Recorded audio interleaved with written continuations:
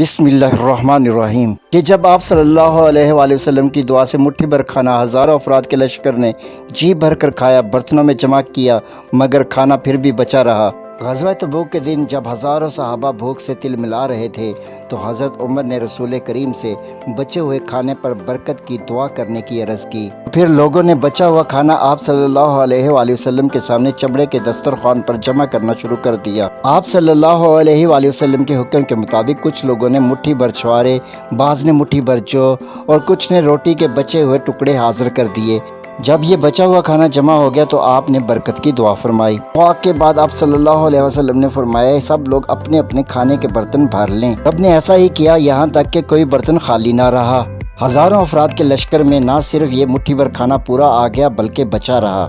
پھر آپ نے فرمایا، میں گواہی دیتا ہوں اللہ کے سوا کوئی عبادت کے لائق نہیں ہے۔ صحیح مسلم شریف حدیث نمبر 142۔